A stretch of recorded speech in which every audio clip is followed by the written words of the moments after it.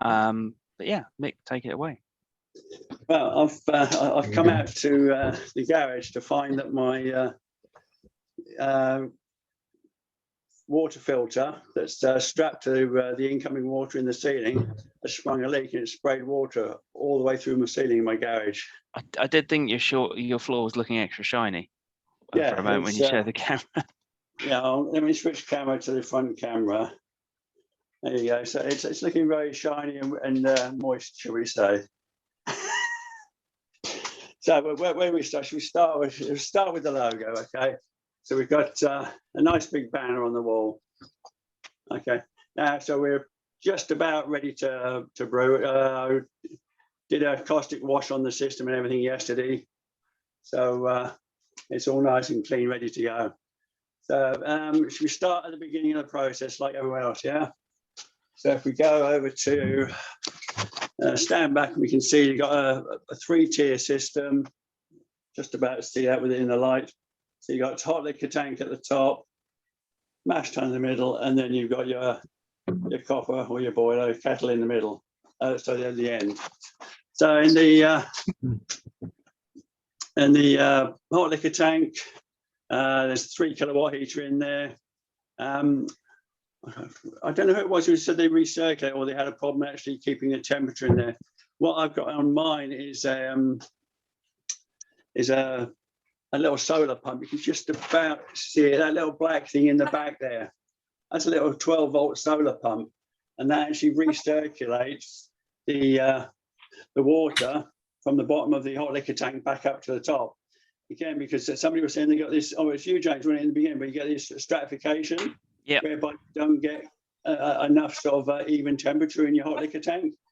And I was finding, because where my outlet tap was, it was drawing off probably about the first 5, 6, maybe more litres. When you're filling up your mash tun, it was cold water. So you was putting cold water onto your grain. So I was having real problems in the early days trying to make sure I was hitting mash temperatures.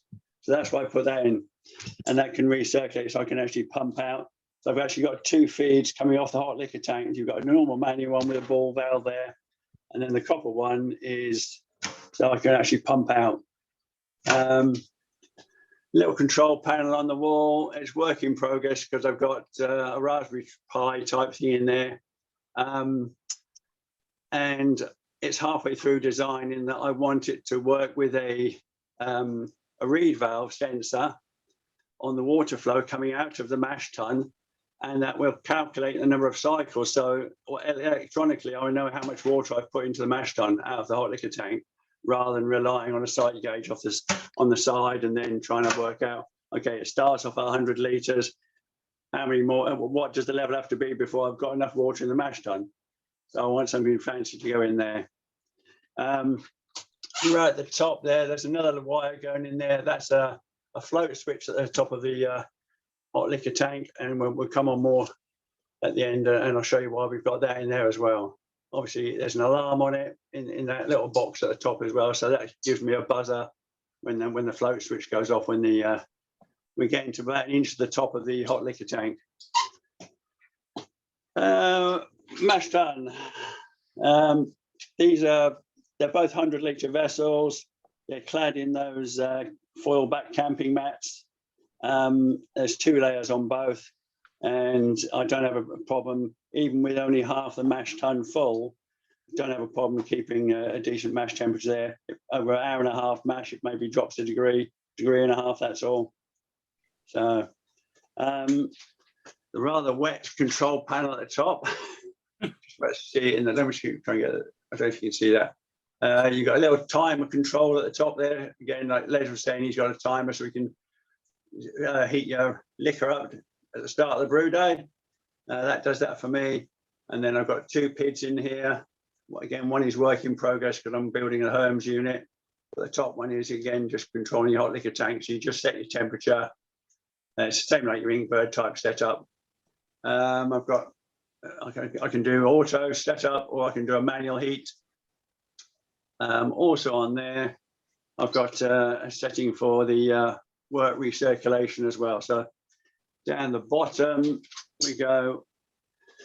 your wee little pump down the bottom, so that will recirculate. I don't fly sparge, I batch sparge, so that once you've got to your end of your hour or 90 minutes, whatever you're doing, and recirculate.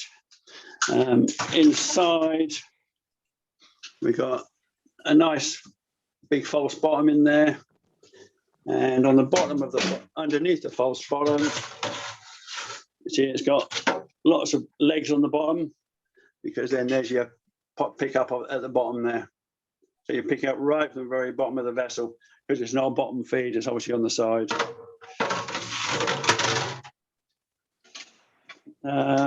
What we've got while we're in the mash tun, that's my recirc. Bit of Heath Robinson copper pipe work, but you just hook the pipe in the top, and I just sit that on top of the mash on the bed, and it just slowly bubbles away and recirculates till you get clear wort. And I mean, a couple of guys have said already, yeah, the clearer the better, especially when it comes to drawing off your wort from your mash tun. Once I've done all the recirc, you take your hose and you drop it into your kettle. Now, this is a bit of a beast. You see there, it's not big enough really, because I could get bigger brews done based on my hot liquor tank and the mash tun if I had a bigger copper, believe it or not. I can get away with about 70 litres in there. It's all insulated, so it's double skinned. Bit fancier than your normal homebrew setup. Got water inlet if you wanted to help clean up. The little vent on the side there is, you know, we've got a lid that we actually bring down. So when we got the boil going, we've got the lid goes down and it's all sealed. It's airtight in there, with the exception of this little bit on the side, which has a little solenoid with the water feeding in. On the bottom of here, on the bottom of that bend, or about 3 inches down on that bend, the solenoid sprays cold water onto your steam escaping out the top. That then condenses and goes out to a bit of pipe work on the floor, and then that will go out to a drain in the garage floor. So there's not a lot of smells come out of it until you open the lid. You've got your boil all done in there. Again, it's a bit of a beast because you've got a 9 kilowatt dairy heater in there. I don't have all 3 elements wired up though. I've only got 2 of the elements wired up because I'm on single phase. Obviously not 3 phase in the garage. So I've only got 2 of those wired up. That's the control panel for the boiler. So I can have timed boil when I want to just sort of run an hour's boil at 90 minutes. And that will only run 1 heater element. So it's just 3 kilowatts going through. At the start of it, when you sort of got your wort in there coming out of the mash tun, I fire up on a manual mode. So I've got 6 kilowatts going in there. So it's 2 elements are fired up. And that gets you 50, 60 litres up to boiling probably in about half an hour. So I hate to think what it's going to cost when we start brewing on the current energy rates. So, little pump control there with a speed controller, because we've got the pump down the bottom to take the wort out of your copper through the various bits of pipe work into a heat exchanger. Jesus. And then straight out into your fermenter. Couple of ball valves at the bottom there. You see one has got a piece of pipe out to the drain. The other one it goes out off to the back there. That actually goes back up through the pipework back into the hot liquor tank. And that is why I've got the ball valve in there with the alarm to let me know when the hot liquor tank gets full, so I can swap the valves open and stop the hot liquor tank overflowing with a return feed coming from the heat exchanger. But too many times when it's overflowed and you, shit, gallons of water coming out of the top of the hot liquor tank. Other differences on mine, what we've got here is a hop filter, a hop seed filter. So you can just about see where it's coming out from the bottom. See a big butterfly valve under here, and then it goes through. And in here we've got a muslin bag, and that's inside that, which is sort of like similar type of thing that Arthur had on his big one. And that stops all the crud coming out the copper going through into your heat exchanger. So in all the years I've been using this, I've never had one piece of hop leaf going through my heat exchanger. I don't know, yeah, hundreds of brews have gone through it all. So yeah, that's really efficient. The only downside is I can't brew hazy beer because that stops all the protein.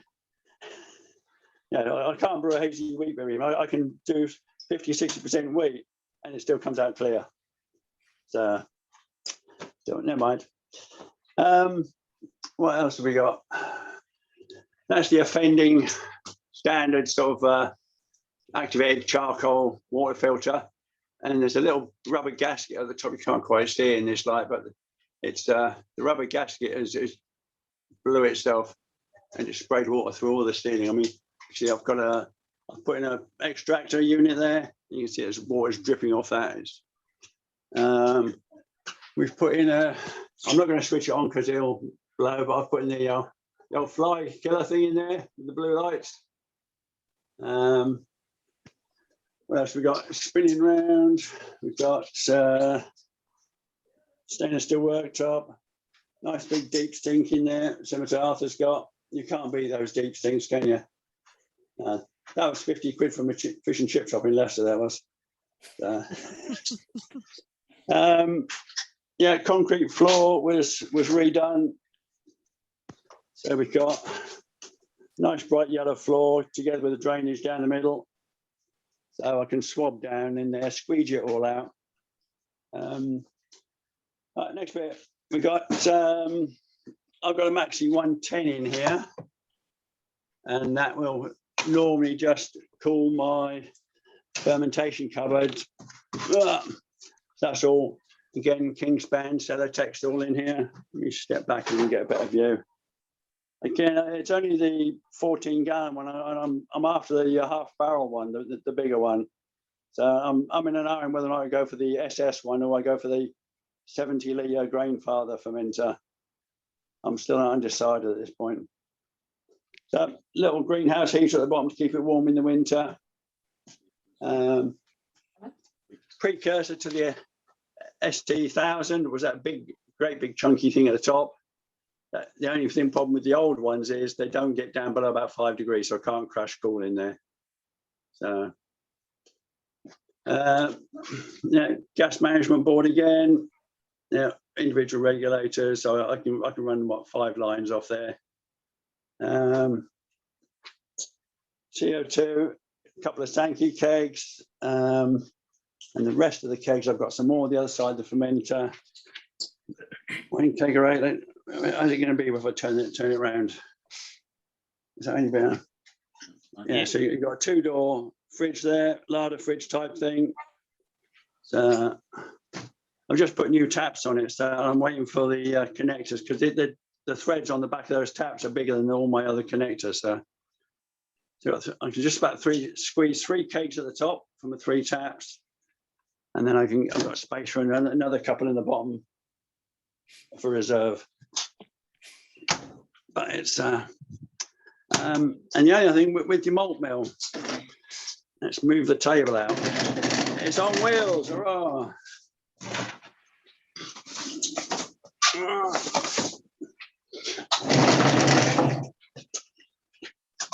We get a better view like that.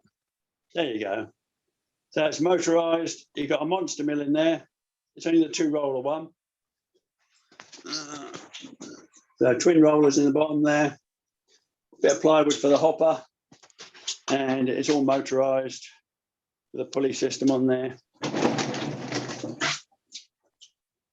And that will churn through 10 kilos, 12 kilos of grain, probably in about 10 minutes. And you can just walk away. The only problem is with that amount of grain, the hopper's not quite big enough, so I've got to top it up halfway through. And then we've got a little bucket, and then everything's all just underneath. through that little chute straight into your bucket. I think that's just about me done, isn't it? Just about. All the white stuff on the walls, that's all the plastic hygienic cladding I put on. I've actually got a health inspection on Thursday afternoon from my public environmental department, so I can get my all my selling license and my sort of my little 5-star certificate to go on the wall. So it's got dark outside because I'll show you. Yeah, like Les, I've got I use the old mango chutney barrels to store all my grain in. So I've got about 6 or 7 of those that stores it in bulk. Hot freezer is, I can't even open it because I've got other shit in here from the garage. You can't see. I've got another big freezer there. Oh, another big freezer. And that's half full of all the hops as well. Again, like too many hops in there. You can never have enough hops. That's just about it, I think. Still a little bit to do, but like sort out that bloody water filter coming in. Last thing I want is I'm in the middle of a brew and that thing decides to rupture its seal again. So, well, I used to be set up in Hemel. Again, it was in the garage, and my water supply coming in used to run from the house down the driveway. It was all insulated, but the couple of times the water supply in the garage actually froze, and it ruptured and split the polycarbonate canister that your filter sits in. So hopefully we shouldn't have it down here in the south. And plus we're better insulated down here as well. But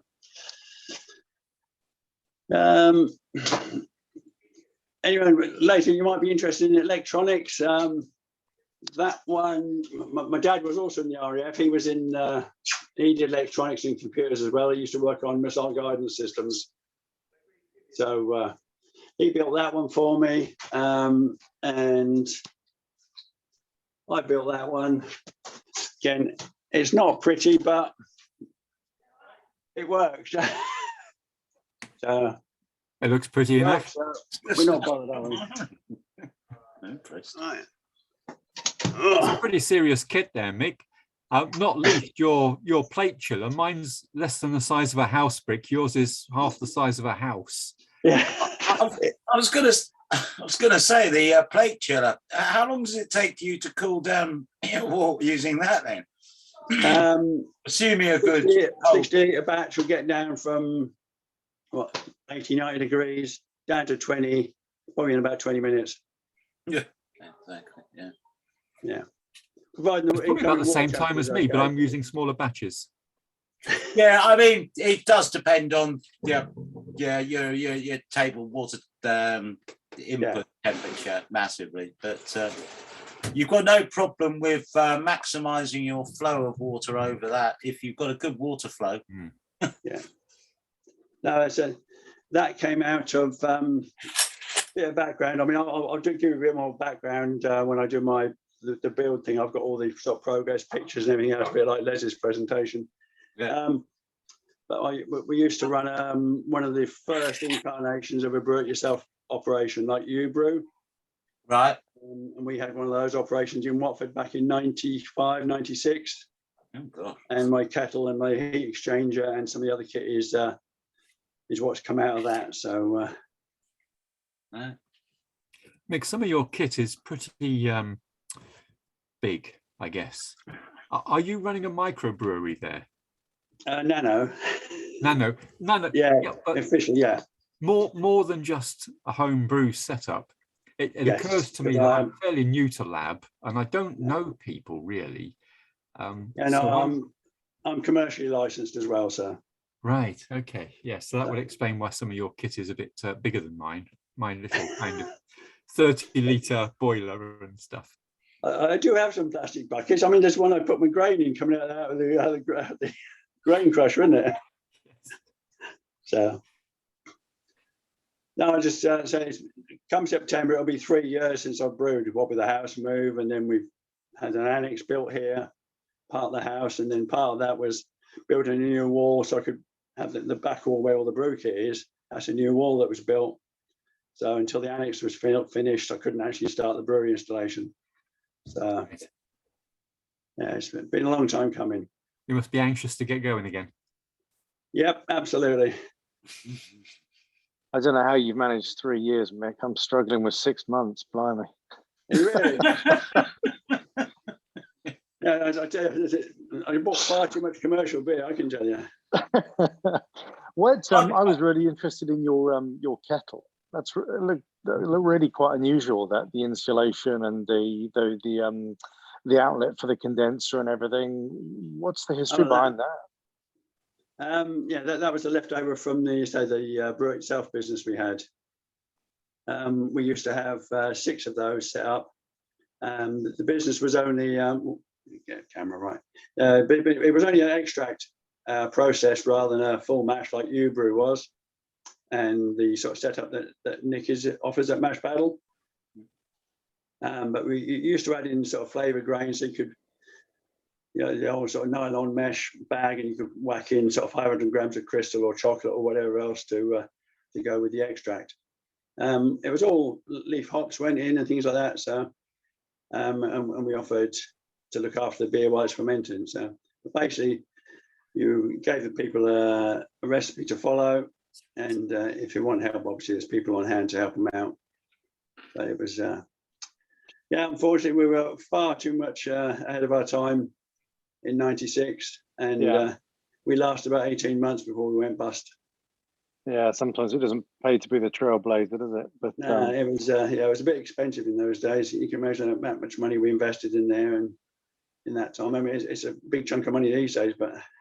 So who made the who made the kit? Yeah, I don't know. I mean, it was the it was all off the back of a good food show that used to be on BBC, and they did a session of this place. It was all run from it was meant to be run on a franchise basis from these guys in Birmingham, and they had one set up over there. There was another independent set up down in Acton in London called Mr. Bungs around the same time, about 95, 96. So anyway, that was pretty much the same sort of setup. Again, it was only extract based. So I honestly don't know where they got the kit from, but it's a solid bit of kit. I mean, that's the skins on there are like 2 mil stainless. I mean, I was surprised by it because I was looking at the kit thinking I haven't seen anything like that before, and I was quite surprised by it, especially with the condensation, the way of eliminating problems with condensation and so on by using the steam cooling. Well, it works really well. I mean, I know a lot of commercial breweries. You've got this great big sort of 4-inch pipe coming off the top of your copper or your boiler, and it goes up and it goes out to a piece of ductwork and sort of vents out that way. And at some point you'll have a little dip in the pipe whereby it's cooled down enough to recondensate, and that just goes down to a pipe and goes down to a drain.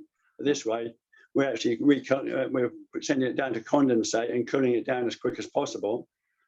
I mean, it works really efficiently because we have none of the sort of DMS type problems you get normally if you don't let the at the start of the boil, if you don't let all that evaporate off first of all. Well, Kegland are doing one of those sets now. I mean, that they've now started building or producing, selling one of those setups. So they seem to come into have come into their own recent. Well, obviously they've been around for a while, but it seems like people are starting to use them more and more. As I say, Kegland are doing one. Condensation. One of our members did a presentation on building a steam condenser. Actually, 2 years ago now, August 2020. So yeah, have a look on. I'll put the link to it in YouTube. Yeah, that was Tom, wasn't it? Yeah. I think he got the idea from me because I've known Tom a long time. So, and Daz put something like similar on his commercial setup when he had that running in his garage as well. So, because he had.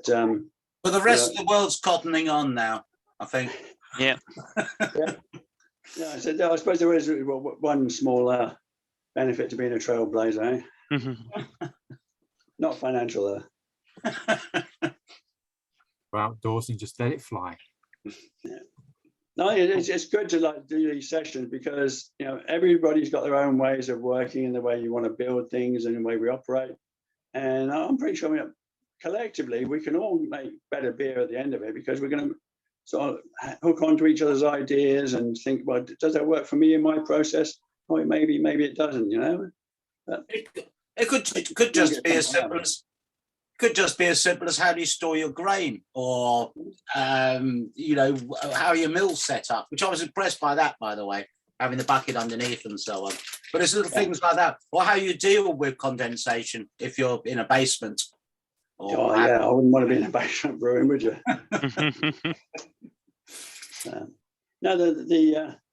We got to thank Lee for the idea to motorize it, because he sort of gave me all the links to the various suppliers.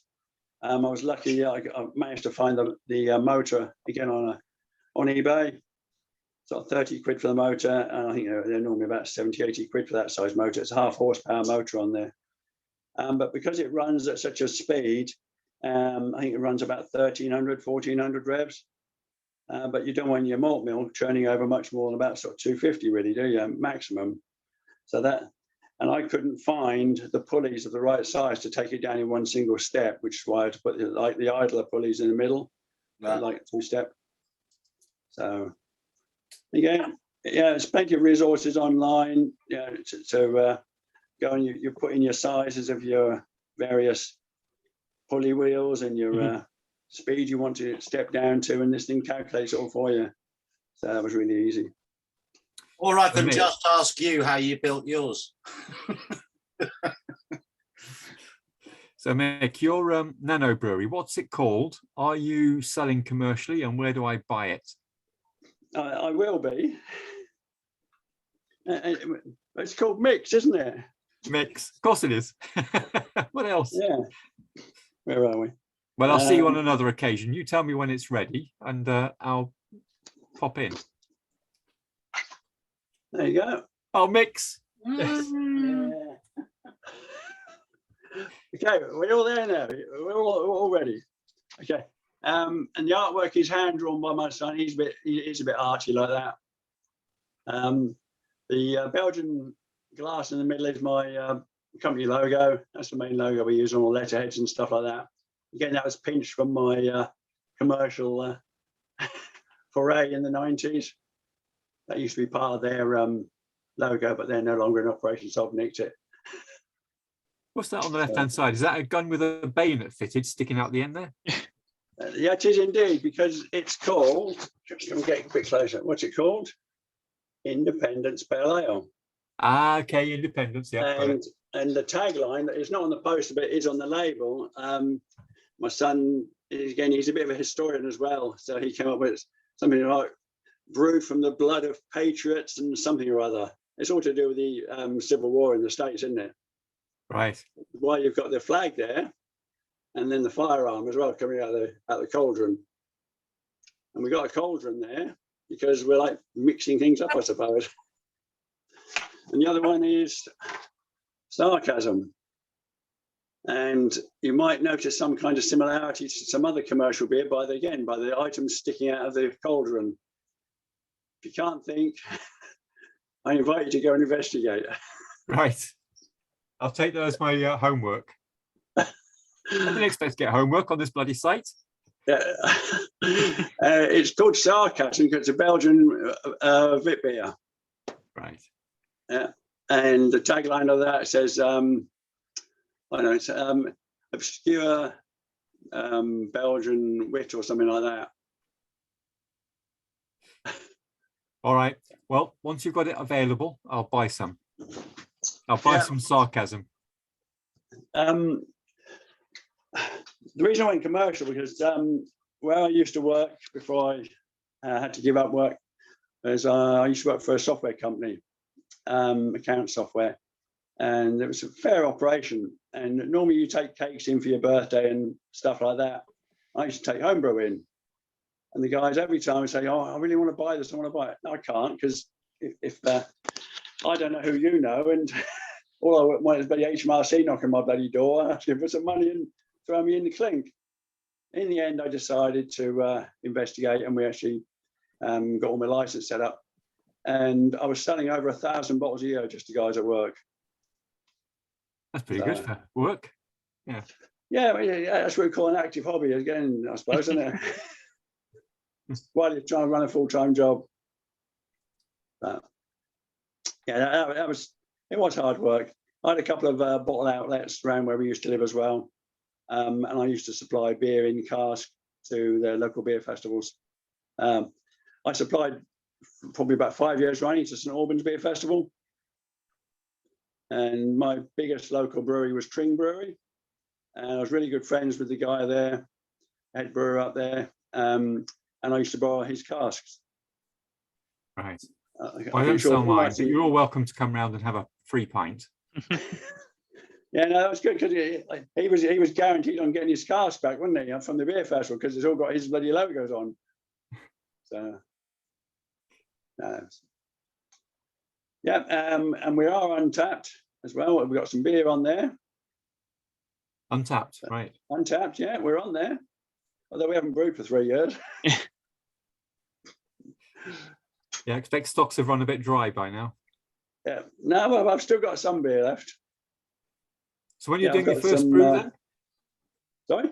When you're doing your first brew? I was hoping to do it this week, actually. But I've got to sort out that filter. I don't know. That's a real pain in the arse. It's never done that before. Whether or not our water pressure here is a bit higher than it was in Hemel, I don't know. But I've tried, it's fairly simple setup, isn't it? You got that head piece. It's just like your canisters or your little tubes on your RO system where you've got a head piece with a great big thread and a rubber washer in there. You just tighten up as hard as you can get, don't you? Yeah. And that's what I've done with that. Can you put something in just prior to that to just make sure the pressure's not excessive? Yeah. A restrictor, if that's what it is. No, it's really tight actually at the moment, because the water feed comes from the mains in the house. It then runs across. It's a great big bits of roof space. It feeds my kitchen, 2 bathrooms. It feeds the annex as well, and then eventually it lands up in the brewery. It's a bit of a pain because the water pressure here is pretty poor where we are generally, but it's obviously too much for that bloody thing, isn't it? So yeah, it needs a bit investigation tomorrow. I'm not doing it tonight. Okay, so imminent, brewing imminent. Imminent, yes. I've still got all my old, still got all the ingredients from when I was brewing previously. So I don't know if we see out in the dark. You can't actually see. Let me turn the outside light on. Is that any better? No, it's still pitch black, isn't it? Yeah, so it's still a bit. I can see the blue barrels. Look. There you go.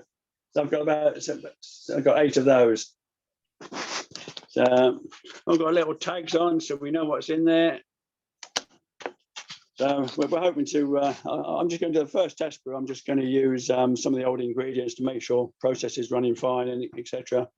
If it turns out all right, I've got a free beer, haven't I? Cool. What are you going to be brewing first? Yeah. Which brew? I'm still in an hour, and I'm probably going to do probably an IPA. I think, even though it's not my favourite style, it's more for summer drinking. Something pale, something with a bit fruity on the sort of tropical fruit flavours. I do. I've got something. My copy of Ghost Ship is called Southwold Pirate. Okay, so if you know where Ghost Ship comes from, you probably work that out. What's the red? Well, that bit. Right, the red plastic. That's the end of the heater element that's in the copper. Oh, right. Got you. Because you've got 3 elements in there. Yeah. So, has Arthur got a fire extinguisher on the wall? Is it behind you? Yeah, I've got one as well. Whoa. Yeah, it's the first time I've ever owned one. I thought it'd probably be wise in a garage with a bit of propane set up. Yeah, that's what we just had our building inspector for our final inspection for all the works on the annex, and one thing he picked up and said to me was that we need to fireproof all the timbers in the roof. So if you look up there, no, I'm on camera, aren't you? If you look up in the ceiling, you can see all the roof timbers going into the annex. And where they go through, and where those roof timbers go through into the annex from the garage, he said they've all got to be painted with fireproof paint. You go, what? You've only got 4 bits of 4x2 running across. No, it's all got to be painted in this bloody paint. And you've got to prove you've purchased it and everything else. It's cost me 120 quid to paint 4 bits of wood. Yeah, I was going to say that paint is unbelievably expensive. It's horrible, isn't it? And I've only found one company that sells it in 1 litre tins. I've had to buy a primer, a base coat, and then a top coat. It's horribly expensive. Just paint four bits of bloody timber, I tell you. You should have just painted with some white emulsion and said, job done. Yeah. He's not coming back to do another inspection. He's going to sort of base it on photographic evidence and proof of an invoice, I suppose. So, never mind. That's it. Any more questions? Because I've not had a beer yet tonight. Yeah, go and thank you very much, Mick. Go and have a beer, because if there's more questions, we can ask you in a couple of months' time when you're presenting. Yeah, so, we'll do. I've got to say, I've got loads of pictures on the build and all the progress, and we'll put more details behind it all. Cool. Thank you very much, Mick. All right, guys. It's a great setup, Mick. Thank you. Yeah, and coming to a shop near you soon. Excellent. No, local distribution only. I'm not sending it far, mate. And we're south of Southampton as well, sir. So if you ever come to New Forest, I'm looking forward to I'm looking forward to your reasonable international rates, Mick. Yeah. All right. Yeah. Cool. All right. Thank you, Mick.